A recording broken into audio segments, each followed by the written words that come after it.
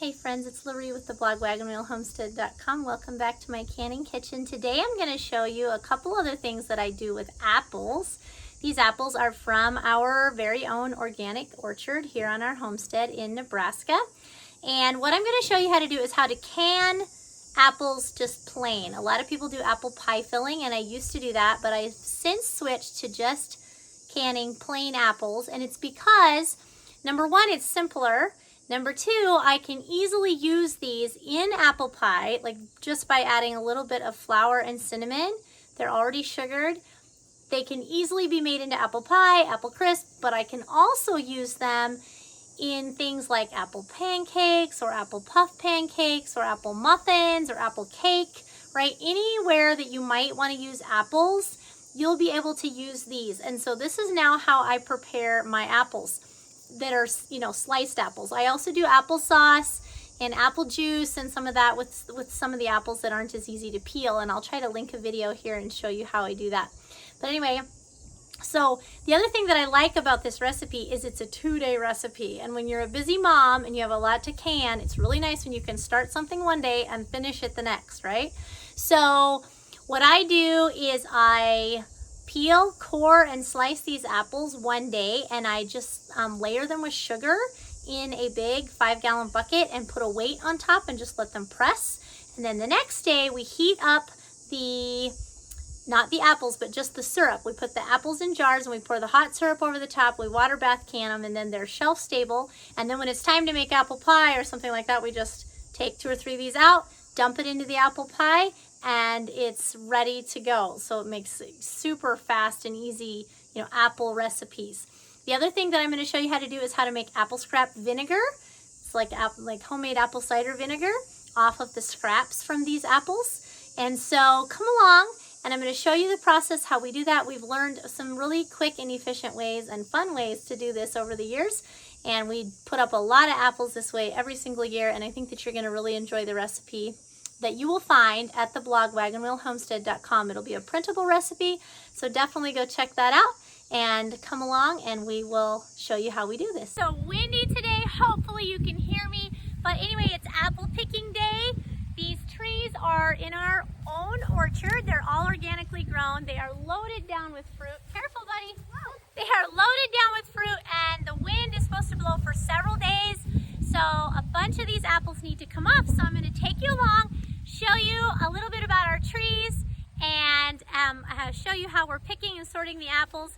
And then I will also be showing you what we're going to do with these apples. So we're going to make applesauce, we're going to make apple pie filling, apple juice, we're going to make fruit leather, we're going to save some for winter eating, all the things, okay? Lots of fun things with the apples. So this is a Honey Crisp apple tree. What? They can make some with caramel. Oh, and have apples with caramel. Well, of course. That's a great idea. Mom, we're the only 2 that's helping me. Yeah, I know. That one's got a ding in it, so make sure you put him in the ding tub. Yeah, the ding one's like this, Mom. Yeah. You're making sure they are. Yeah. So we have a tub with anything that's dinged, anything that has some of the wasps have been starting to eat on our apples. So those all go in a tub to be sauced or to be dealt with first. And then the good apples that can kind of just sit until I have time to deal with them, the great thing about apples is you don't have to do something with them today. Like, they keep pretty decent. But with the wind and the wasps and stuff, it's time for a lot of these to come off. So anyway, we are putting the dinged ones in one lick tub, and we're putting the other ones in another lick tub here. These are just tubs that we have that we've scrubbed out. And so we're gonna pick and see how many we end up with. As I was saying, this is a Honey Crisp apple tree, and it was planted, I believe, in 2016, I think. So it's an 8-year-old Honey Crisp apple tree.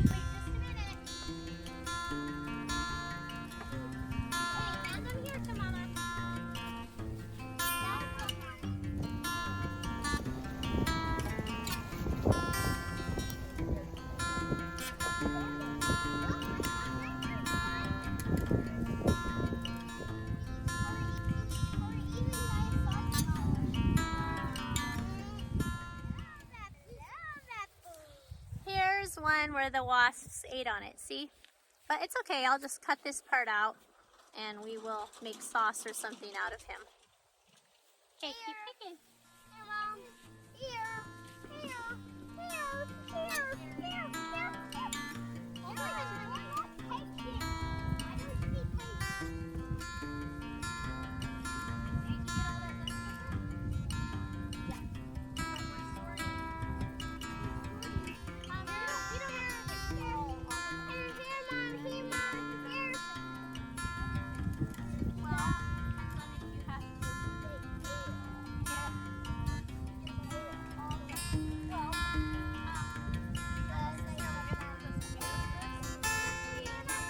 on if you have to. Okay, we're not going to pick all of them. Okay, let's pick down.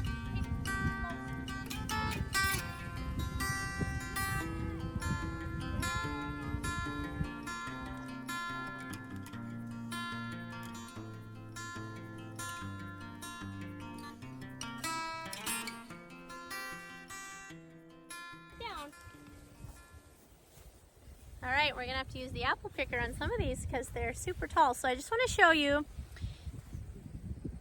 how do you tell when your apples are ripe? Okay, this one is kind of green. This one is more red, okay? So color is one thing. The other thing is just eat one and see if you like it. If they aren't ripe all the way, you can still pick them if there's too many on the tree. I've had to do that before and thin them, and they will ripen off the vine to some degree, okay? So you just kind of have to see. But these are overloading the tree enough that it's time to get some of them off. Now, if you want to take these out and set them in the bucket for me, gentle. Oh, thank you.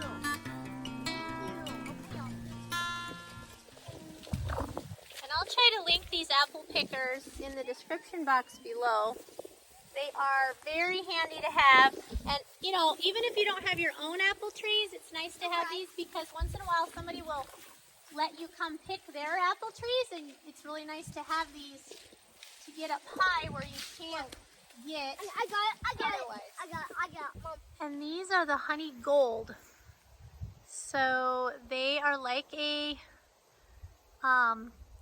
golden apple. They're our favorite apple as far as flavor, even better than the Honey Crisp. And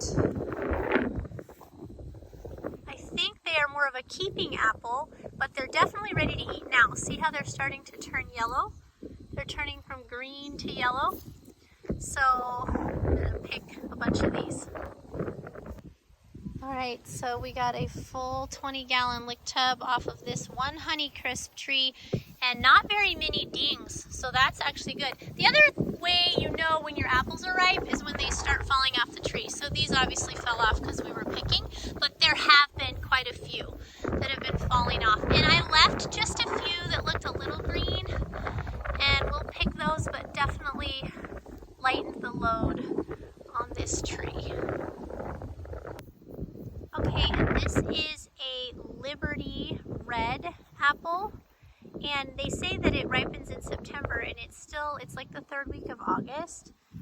There are some apples that are falling and some that are dinged, so I'm gonna pull off some of them, but they definitely don't taste as sweet as the Honey Crisp.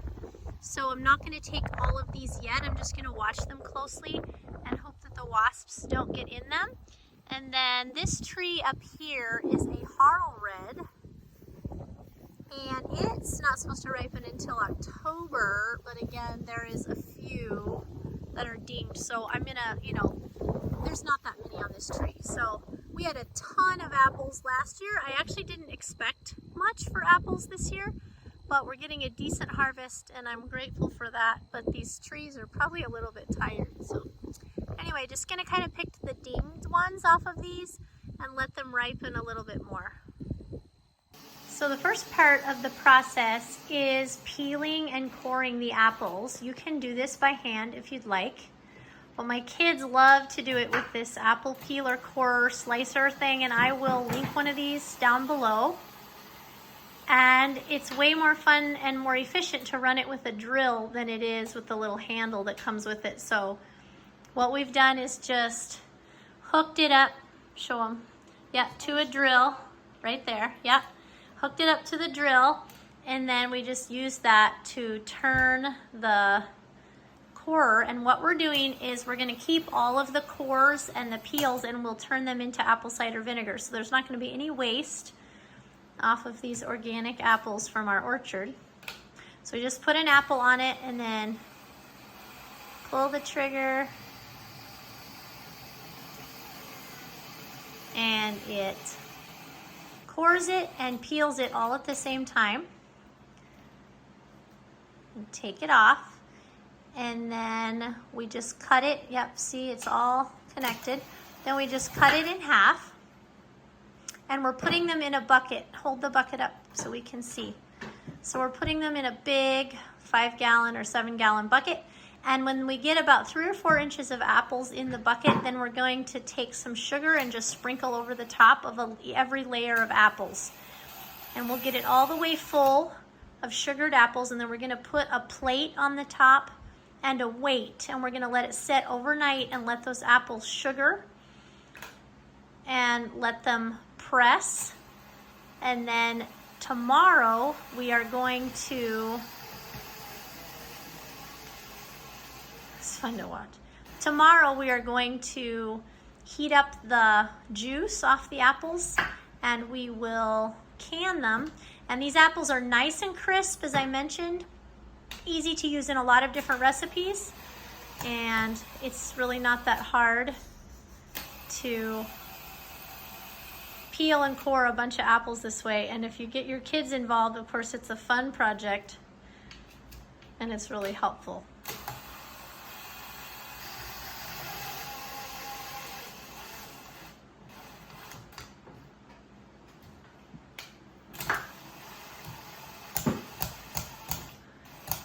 And they're also looking for bad spots, so if there's any bad spots, you can just cut those out. Yeah. And once we get rolling, it really doesn't take that long to fill a bucket with apples. Here, do you want to use this to pry it off? Careful. Maybe cut it. Sometimes the core gets stuck. There you go. There you go. We actually don't even have this That's cool. core slicer connected to the table. It just sits flat enough that it seems to work out okay. Cooper's just got a towel in his lap to kind of prop it up with so that it's the right height, so that it stays flat.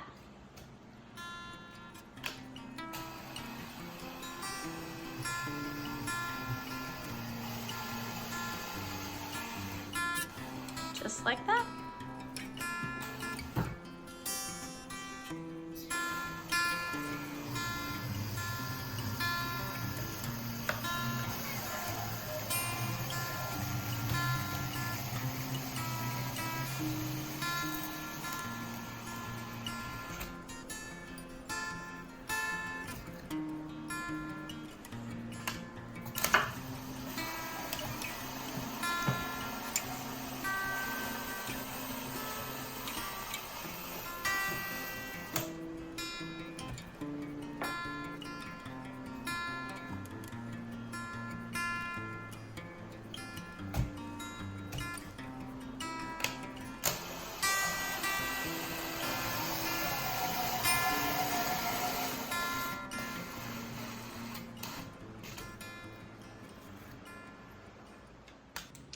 All right, and then when you get some apples in the bottom of the bucket, there's probably, I don't know, 3 or 4 inches, and I don't really measure, but we're just gonna liberally apply sugar.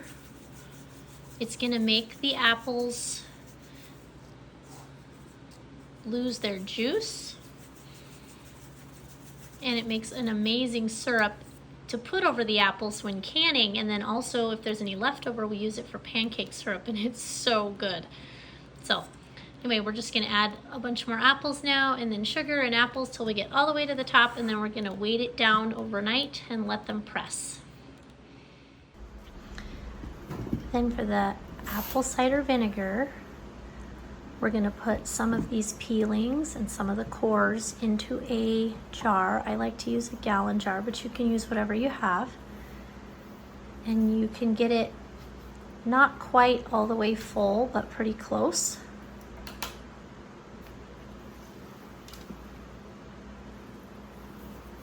put some cores in there too. So you might have to take some of those out. You have cores in there too? Yeah, it's right there. Because they have a little more stuff with them. Juice. That's probably, I can pack that's it probably in. about enough.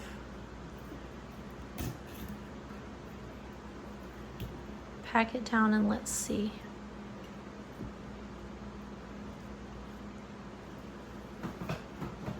Yeah, that's probably, yeah, a little bit more, I guess, and then that's probably good.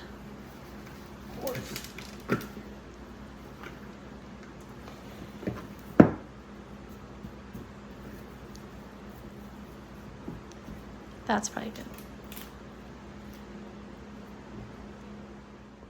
Okay, and then we added water to the top of each jar and we measured it, so it was 10 cups of water. So we're putting in about 3/4 of a cup, which is about 10 tablespoons, give or take, of sugar. It's about a tablespoon per cup is what you want to do. That one's a little full, isn't it? Yes. Then we're just going to kind of stir it around, and we're going to put a coffee filter over the top of these and just tie it to keep any fruit flies or anything out. We're just going to let it sit in a dark place down here in the basement for a couple of weeks. You want to make sure that all of this apple stuff is underneath the water line. So if you need to add like a little weight, sometimes it works really well to add a pint canning jar that sits with some water in it that sits in the top. So I'll show you how we do that. That one I think is underneath, because if there's anything sticking up above this, what happens is it can mold. So you just want to keep it down there for a couple of weeks, and then we'll take you through the process. We will strain off the juice from this, and then we'll put it in a cool, dark place in our pantry and let it ferment for a few months, and then we will have apple cider vinegar. And it's important not to use it for canning unless you test the acidity, but you can use it in lots of other things like making homemade mayonnaise, using it for medicine and those kinds of things. So it's definitely a great thing to have on hand and a great way to not waste these apple scraps.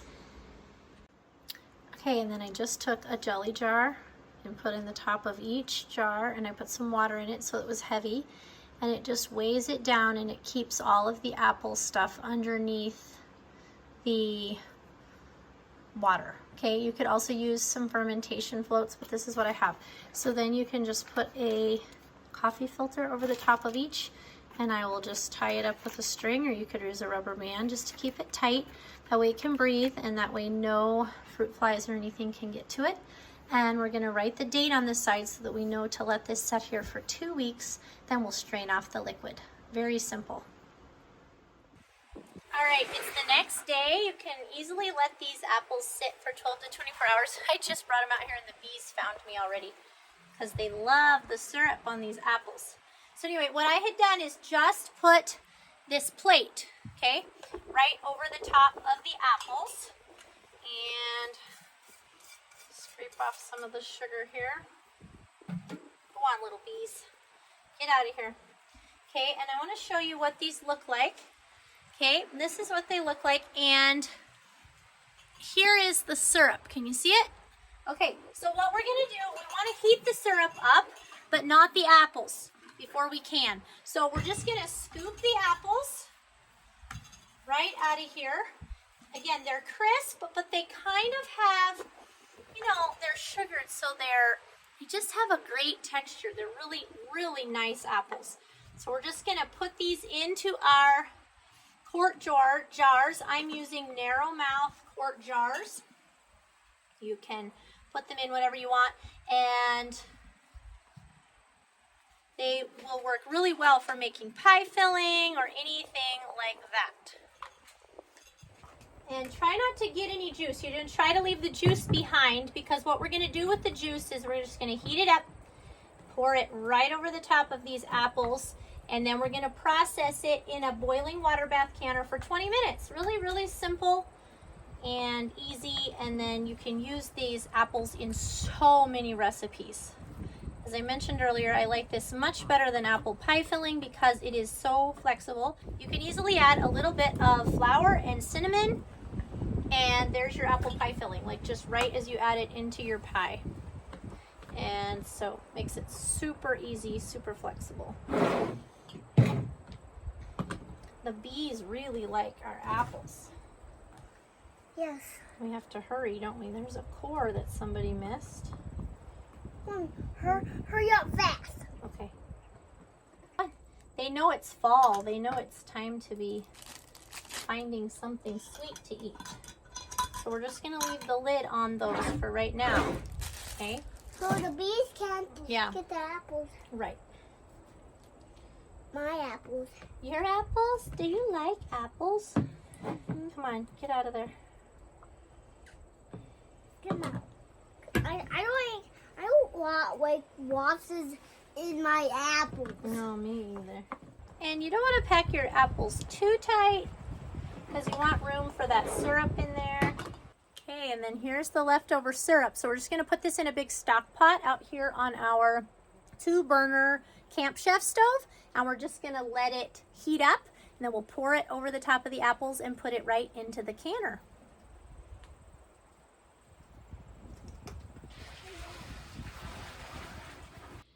Okay, I ended up bringing these jars back inside because the bees outside were really wanting all of our syrup. So what I'm gonna do, I have this syrup here. I brought it to a boil outside and I just brought it in, and I'm gonna take these back outside to can them, but this is easier to put the syrup on in here. So I'm just gonna add the syrup, and again, this is just the apple juice that naturally came out of the apples when we put the sugar on and put a weight on them overnight. I see that one bee followed me in here. So anyways, I'm just gonna put this on, then we're going to wipe the rim of the jar because we wanna make sure that there's not any sugar or syrup on the rim that would inhibit it from sealing. And then we're gonna put the lid and the ring on, and we will take them outside, put them right into the boiling water bath canner. And as soon as it comes to a boil, we will start the timer for 20 minutes. That will get these hot enough to seal. They will be ready then to go on the shelf once they cool off. All right, I ended up with 21 quarts out of a 7-gallon bucket plus 2 quarts of this syrup, and this is liquid gold. So if you put a little bit of cornstarch with this and thicken it up and use it on pancakes, it's like the very best syrup that you'll ever eat in your life. It's like better than maple syrup. It's one of our favorite things, so we're always glad when there's a little bit of extra syrup that we can can. So I'm going to run these through the water bath canner now and get them to seal.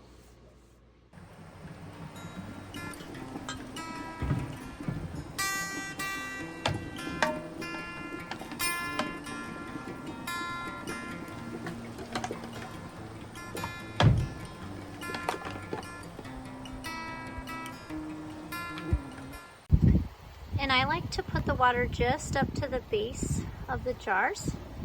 That's the best way to water bath can, so you don't have any siphoning or none of the liquids boils out of the jars. Sometimes it happens to me still even with these apples because the syrup is so sugary, but that's the reason for heating the syrup first, or one reason, is it will help it not to want to bubble up out of these jars. So we're gonna put the lid back on, and when it comes to a boil, we'll start the timer for 20 minutes.